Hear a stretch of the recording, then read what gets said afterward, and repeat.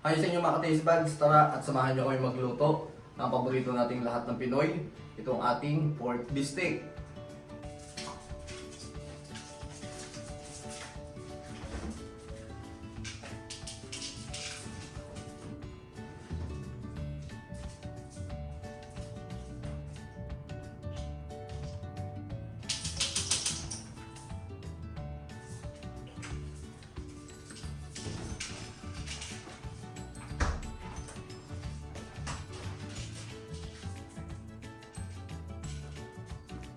Yan, so ito guys, maglalagay muna tayo ng kalamansi. So mamarinate muna kasi natin itong binili naming pork na parang pork chop pero walang buto.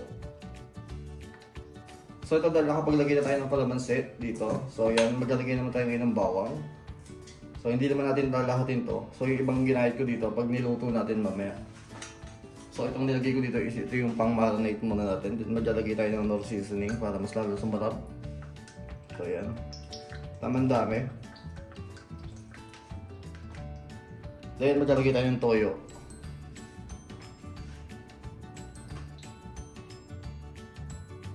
Yan, tansyahin nyo na lang kung gano'ng karami yung iluluto nyo. Yan.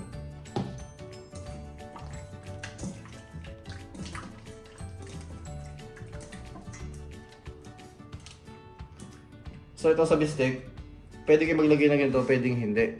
Pero ang original talaga, hindi kayo naglagay ng ganito dapat. Kasi basic lang naman yung ingredients nito halos eh. Basic yung toyo, kalamansi. Yun na yun. Then haluin natin. Ayan. So kung sa tingin nyo na nahalo nyo na maigi, pwede natin itong i-marinate. So yung marinate lang namin ito ng mga 30 minutes at pwede na rin yung ganyan. Pero para mas masarap, gawin yung magdamag ang marinate para talagang inabsorb nyo yung lasa ng ating pang-marinate. Ayan, so ito guys, magluluto na tayo dahil na-marinate na namin ng 30 minutes yun. So maglalagay mo tayo ng mantika. Bali, napainit ko na itong kawali. Kaya pwede tayo maglagay ng mantika. Tama-dami lang ng mantika dahil mag-iprito naman tayo ng baboy. Okay? So ayan. Kaya muna natin na medyo uminit-init yung mantika bago natin ilagay yung baboy. Ayan, so ito guys, ito na yung minarinate natin. So minarinate namin sila mga 30 minutes o wala pang 30 minutes. Pwede rin ganyan. Lalasa din naman yan. So bago natin ilagay, igiganto muna natin. Make sure natin na Okay, then tayo natin ilagay.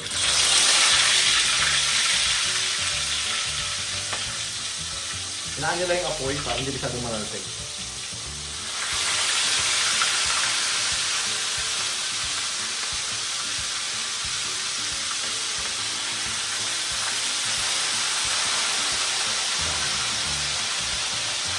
Ito subukan nating baliktarin isa-isa.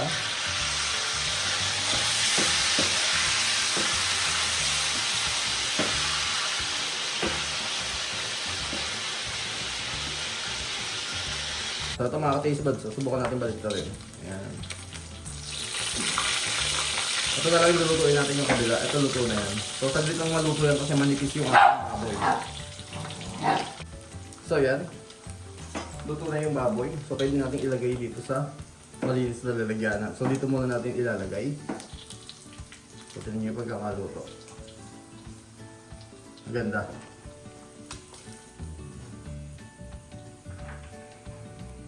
Lagyan naman natin yung iba. So bali alam nyo ba napakamura ng pagkakabili namin. So nasa halaga 150 pesos. Ano yung natiraso na siya? 7 piraso pa lang.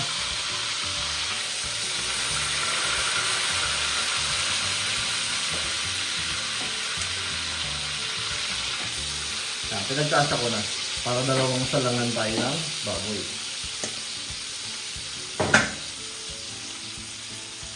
So ito mga ka-taste buds, balik na ulit natin. So ayan. So ganyan ang itsura niya. So kapag ganyan na rin itsura itong kabila, luto na rin yan. Then isa-set aside din natin to, then magigisa na tayo. So yan, ang ganda. Ang ganda yung pagkakaluto. So ito guys, tingnan nyo. Ayan. Medyo ganito na yung ilalim yan. Then itong ibabaw, parang gusto ko pa siyang medyo tirituhin pa ng bahagya. Katulad nito. Yan, prituhin pa natin.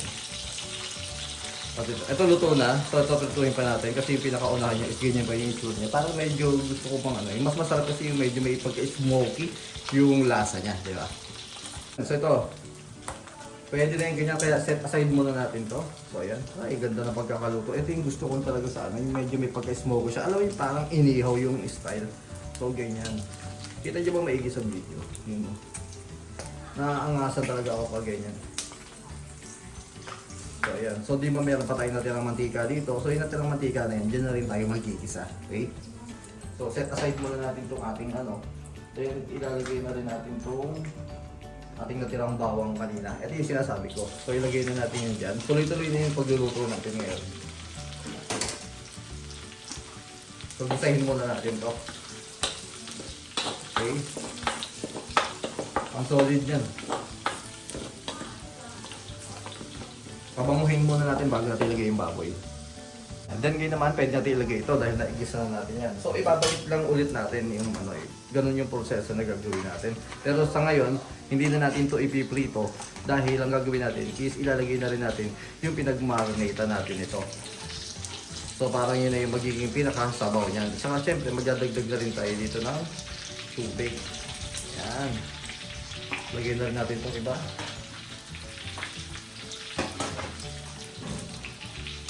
Pag gusto ko ang gawin ko sa kanya is haluin ko siya para malagyan lahat siya ng lasa ng bawang, di ba?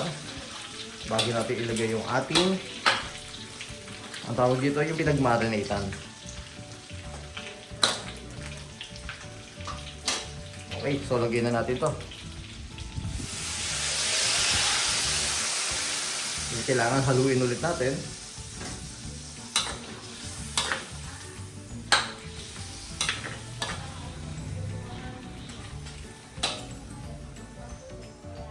Ayan, then ito maglalagay ako dito ng konting tubig. So para makuha pa rin natin yung lasa nito at saka madagdagan yung sabaw natin. So ito na, ilalagyan na natin ng bahagyang dami ng tubig. So tansyahin na siguro, lagyan na din natin lahat. Kung hindi naman siya masyadong maano yung lasa niya is pwede naman tayo magdagdag ulit ng toyo, di ba? So ayan, so sa puntong ito pwede natin itong haluin. Ayan, pakuluan muna natin to bago natin ilalagay man, bago natin to ano titimplahan pa. So para syempre mas malasa lalo yung ating bistek Tagalog. So ganito yung style ng pagluluto namin ng bistek Tagalog. Then mamaya lagay din natin yung ating sibuyas. So yan, sa puntong ito gusto ko pa maglagay ng Knorr seasoning kasi iniisip ko kasi nagdagdag tayo ng tubig. So tendency medyo tatabang siya. So ang gagawin ko muna ngayon is maglalagay muna ako ng Knorr seasoning. So hindi pa namin to tinitikman, mamaya na lang natin titikman. And then syempre maglalagay tayo ng kulina sa sarap. Ayan.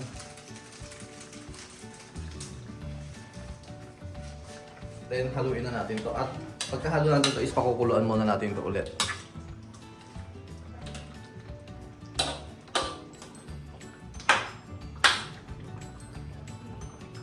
So, magdadagdag tayo ng konting tubig. Huwag naman natin lahatin tong nilagay ko. So, yun muna ilalagay natin. Then, kapag titikman nyo yan, siguraduhin nyo muna na pakuluan nyo muna ulit. Katulad dito, ang gagawin natin, pakuluan muna ulit natin bago natin tikman. So, ito mga taste buds. So, haluin muna natin, then tikman natin. Tingnan natin kung maglalagay pa tayo asukal. Kasi, pwede kayo maglagay ng asukal, pwede rin hindi. Wow! Ang sarap. Alam nyo, gusto ko yung lasa ng kalamansi. Ang astig. So, hindi na ako mag-a-adjust. Okay din ganyan. So, maglalagay tayo ngayon ng sibuyas. Pwede natin lagay. So, huli ko nilagay yung sibuyas para hindi na overcook yung ating sibuyas. So, andun pa rin yung pagka-ano niya. Pagka-fresh, then crispy. Yan, di ba? Okay, so lutuin muna ulit natin ito ng mga 2 minutes pa. Then, ready to serve na rin to. Then, kain na na.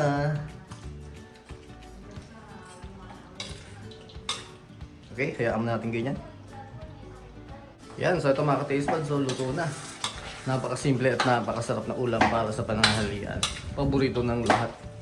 Ano, pork bistek. Pwede rin kayo kung ayaw nyo ng pork, pwede kayo mag-chicken at saka yung bangus. Ayan, yun yung mga binibistek. Saka, syempre yung original natin dyan, yung baka. Sarap po.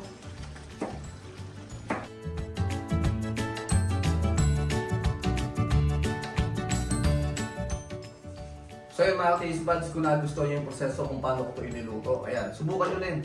Napakasarap talaga nito. Kaya sigurado magugustuhan niya ng pamilya nyo. At lalo na kung meron kang jowa, magpa-impress ka rin, subukan mo iluto yung ganito. Kaya kung nagustuhan yung niluto ko, ayan, sana kalimutan mag-like, share, subscribe sa aming channel. Ayan.